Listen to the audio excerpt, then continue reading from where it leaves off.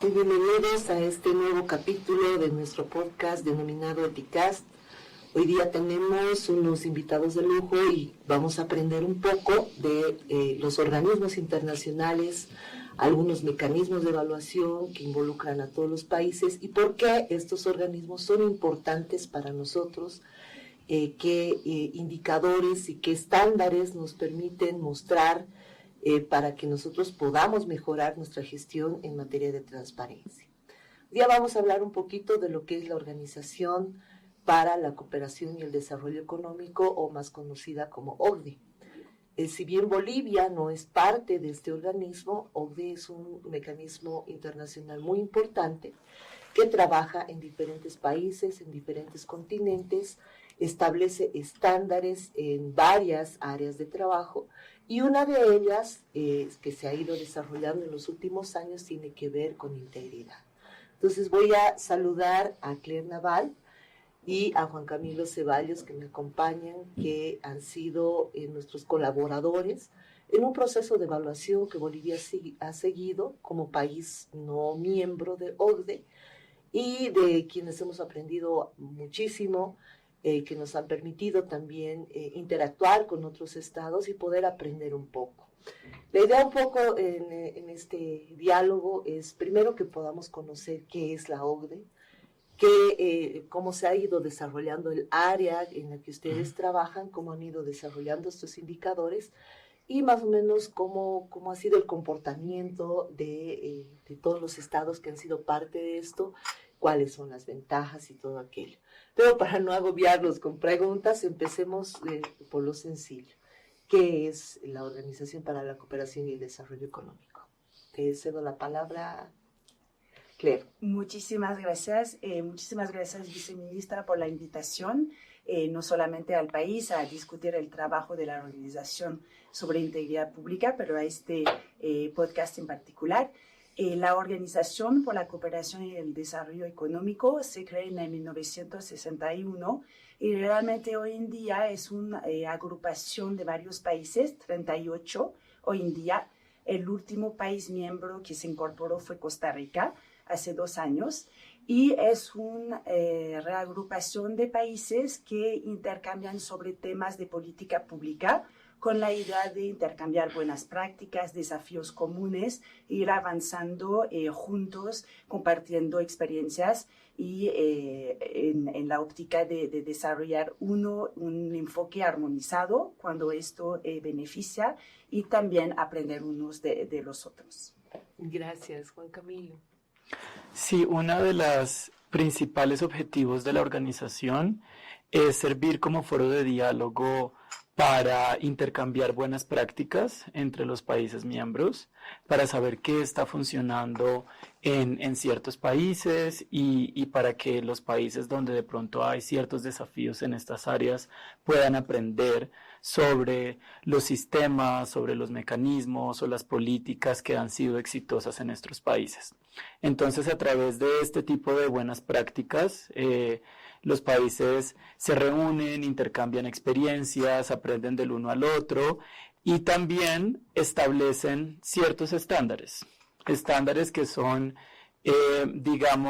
marcos aspiracionales, unos mecanismos que establecen patrones de comportamiento, de políticas, de conducta entre las instituciones de los países miembros en áreas muy específicas. Que van desde temas relacionados con la economía, el trabajo, la educación, hasta los temas en que Claire y yo trabajamos particularmente, que son los sistemas de integridad pública y anticorrupción. Genial. Bueno, yo, para ser franca, antes trabajaba en política tributaria y escuchaba mucho de la OCDE, por ejemplo, con estándares como precios de transferencia, temas de facturación en línea, temas de doble tributación y en general estamos acostumbrados a escuchar de OCDE cuando se habla de este tipo de estándares, ¿no? De hecho, hemos aprendido bastante de alguna línea, sobre todo en precios de transferencia, de lo desarrollado por OCDE en otros países. Y me ha parecido interesante que también se estén desarrollando temas de política pública de integridad. ¿Cómo ha nacido esta iniciativa? ¿Cómo se ha ido desarrollando? No sé, Claire, coméntanos.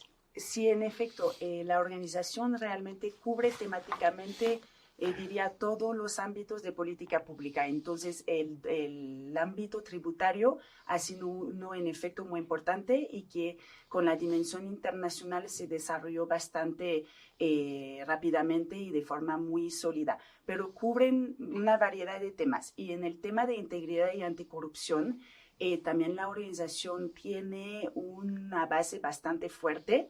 El trabajo que tenemos hoy en día se concentra esencialmente alrededor de 3 instrumentos, 3 recomendaciones que fueron adoptadas a lo largo de los años por los miembros de la organización.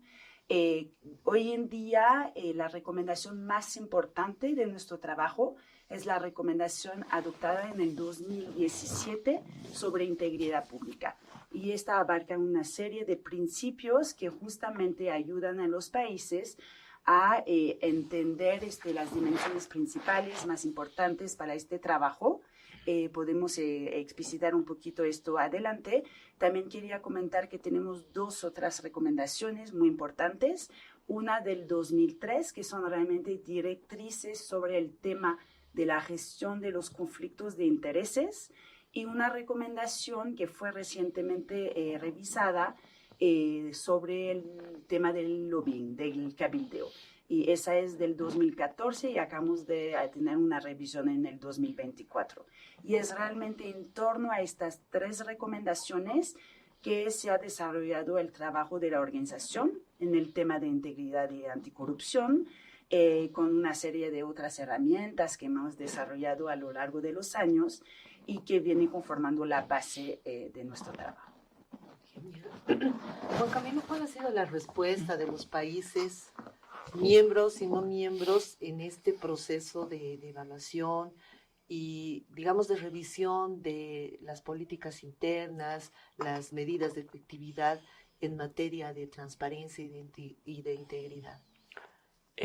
Nosotros afortunadamente hemos tenido una respuesta muy positiva de los países participantes, en la medida de los países participantes que son miembros de la organización y que no son miembros, en la medida en que podemos ver a la fecha que la información de los indicadores, los análisis que nosotros hemos co-construido con los países, se ha usado en diferentes aspectos. Por ejemplo, solamente para mencionar un aspecto que ha sido de gran utilidad para países que han participado en este ejercicio, es el caso de Chile, por ejemplo, que con base en los resultados de los indicadores decidió crear su primera Estrategia Nacional de Integridad Pública. En la primera medición, en la medición de la línea base que se hizo en 2020, Chile no tenía una estrategia de integridad pública. Lo cual sonaba un poco contradictorio porque en diferentes mediciones internacionales Chile aparece con una percepción media-baja de corrupción, pero el país, a través de la información que hemos recolectado y que hemos analizado con ellos, se dio cuenta de la necesidad de tener una estrategia de integridad pública. Asimismo, por ejemplo, el país estableció algunas políticas relacionadas con el cabildeo, entre otros. Estados Unidos, por ejemplo, también diseñó su primera estrategia nacional de lucha contra la corrupción con base en estos insumos, y podríamos mencionar otros ejemplos tanto de países miembros como de países no miembros. El caso de República Dominicana, que es un caso un poquito más cercano a nosotros, que acaba de establecer los primeros pasos para diseñar también su primera estrategia de lucha contra la corrupción y para crear su Sistema Nacional de Integridad Pública, que va más allá de la política o de la estrategia de integridad pública. Y hay muchos casos relacionados con el uso de los indicadores. Los indicadores nos dan información que le sirve a la sociedad civil para procesos de rendición de cuentas, para procesos de control social, pero también le sirve a las entidades para demostrar que lo que están haciendo bien, para demostrar también donde se necesitan un poco de más esfuerzos o de más atención en áreas específicas y para demostrar que están dando valor público con lo que están haciendo. Entonces, esta información también le sirve a las instituciones, por ejemplo, para solicitar más recursos. Por ejemplo, que es un aspecto importante en la sostenibilidad de las políticas en la medida en que demuestra que un esfuerzo o una contribución financiera adicional puede ayudar a mantener estos esfuerzos, pero también a redoblarlos hacia adelante. Bueno, tú has tocado un tema que creo que es muy importante y es la diferencia que existe entre lo que es un proceso de evaluación y lo que es una encuesta de percepción, ¿no? Uh-huh. En un proceso de evaluación hay indicadores, hay información, se contrastan todos estos elementos, mientras que en un estudio de percepción hay unas encuestas que se realizan a diferentes sectores o grupos focales. Entonces, ¿cuál es más objetivo al momento de medir, digamos, el rendimiento o el desempeño de un Estado dentro de una política pública y en este caso de transparencia, Claire? Sí, muchísimas gracias. Creo que esto es un muy buen punto y habla del punto de partida de nosotros al momento de desarrollar los indicadores.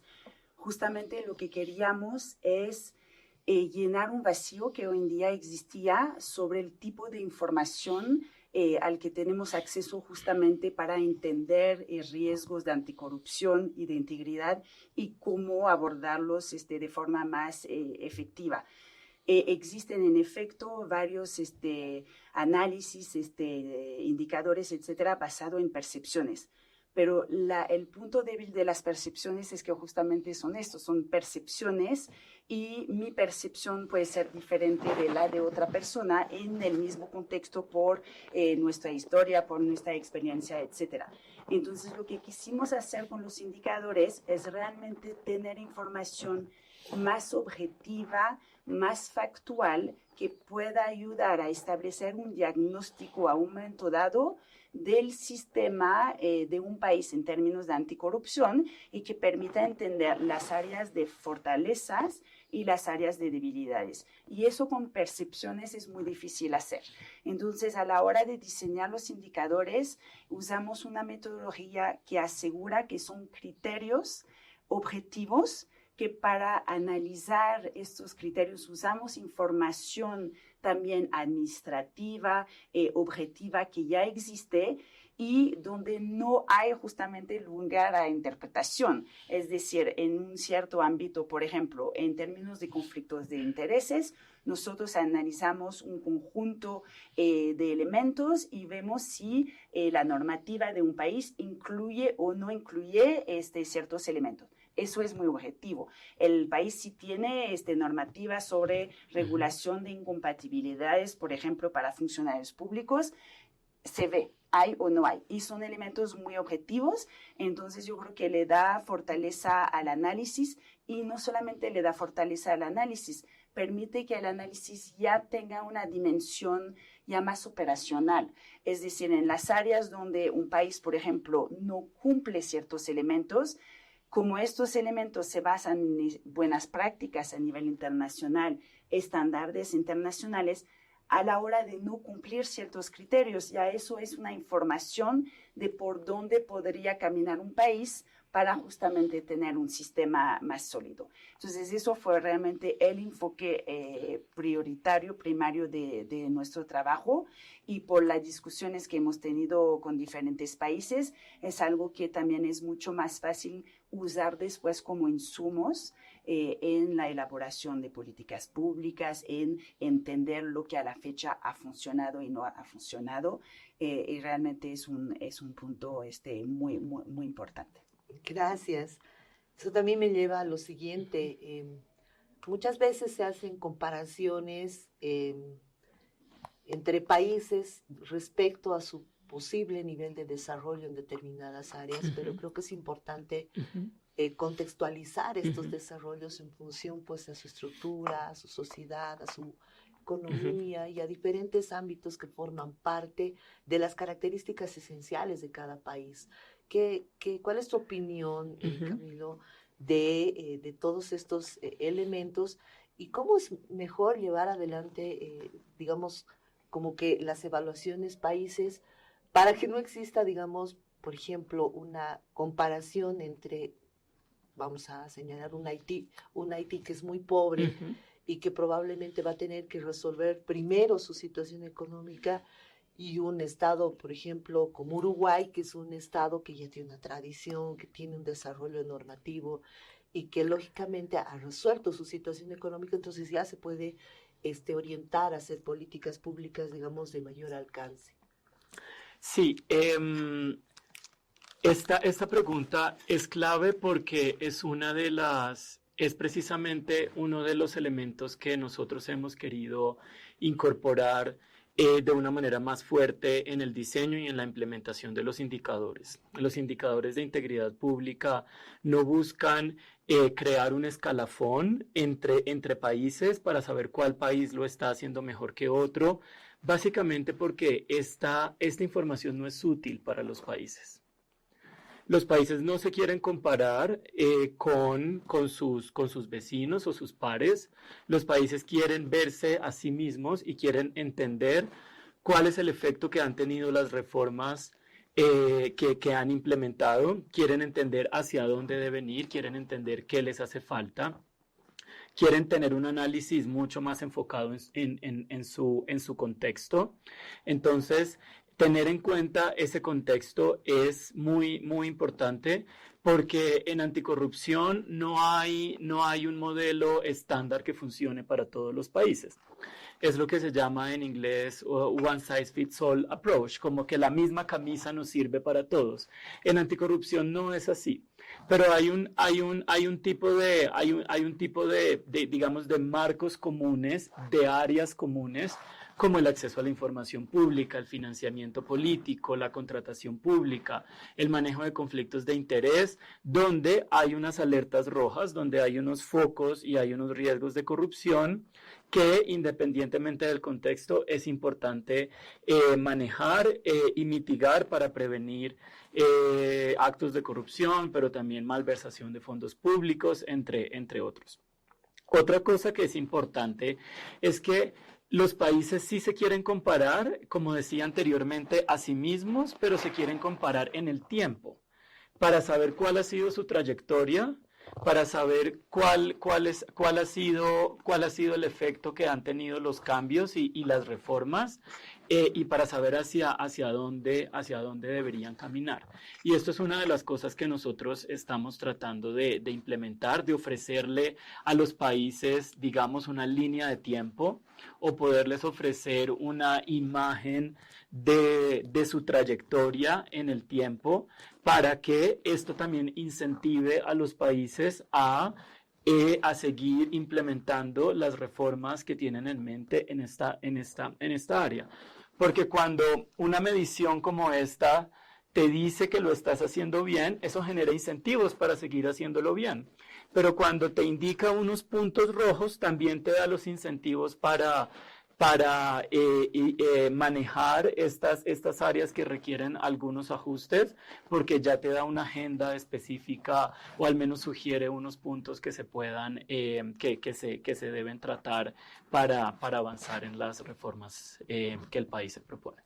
Sí, genial. Un aspecto que a nosotros nos ha gustado mucho de la evaluación es eso. Bueno, en general todas las evaluaciones tienen ese propósito, ¿no? De que nos miremos un poco a nosotros al espejo y que veamos cuáles son nuestras potencialidades, cuáles son nuestras debilidades, cuáles son nuestras oportunidades.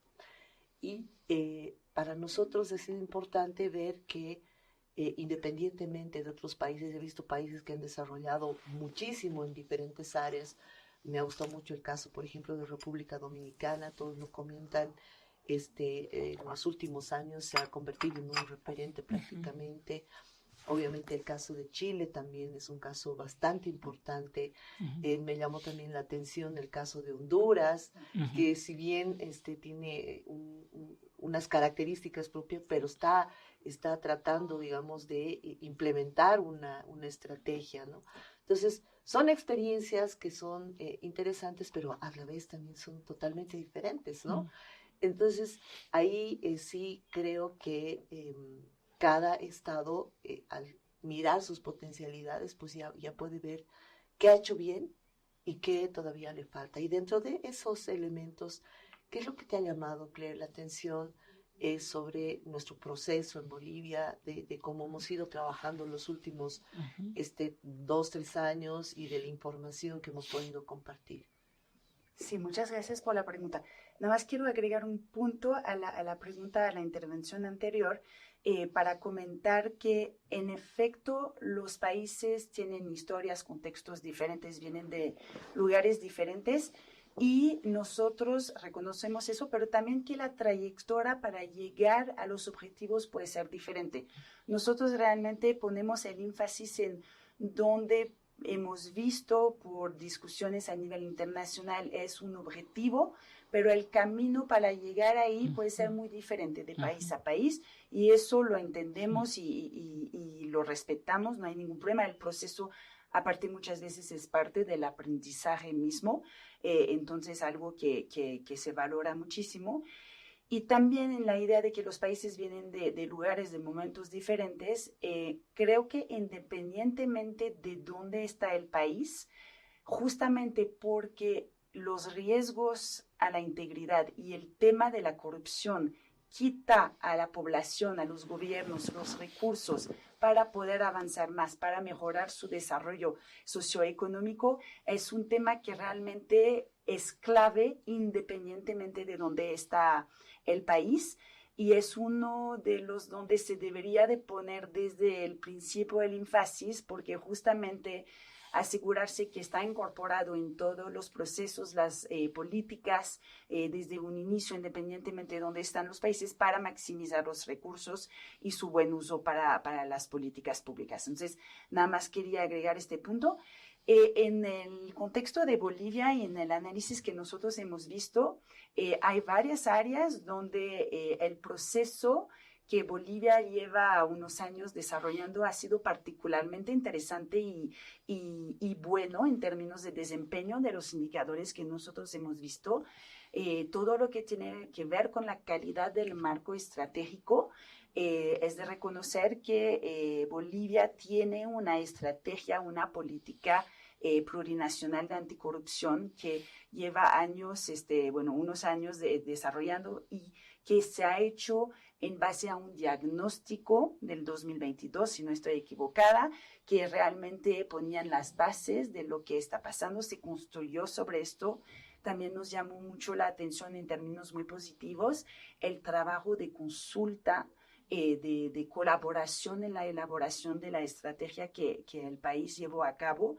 Es algo que no siempre se hace con tanta proactividad, entonces resale como un elemento importante y en términos de los diferentes elementos que analizamos en rendición de cuentas, ahí vimos varios elementos donde el país está desarrollando elementos, herramientas. Justamente hablamos de trayectoria hace rato para llevar al país realmente en la buena trayectoria, con una hoja de ruta que va en muy buen camino a ir poco a poco abordando y dándole respuestas a los diferentes riesgos de integridad que se pueden dar en camino. Entonces, de la misma forma que la evaluación busca identificar áreas de mejora posible, en efecto, una de las cosas muy importantes es reconocer y guardar todos los elementos que ya sabemos funcionan bien y son fuertes, y estos ya lo hemos discutido, creo que son elementos que se tienen que guardar, que conservar. El tema, por ejemplo, de las declaraciones patrimoniales que el país tiene y sobre el que tiene un seguimiento bastante robusto, son elementos que invitamos realmente a que se mantengan. Gracias.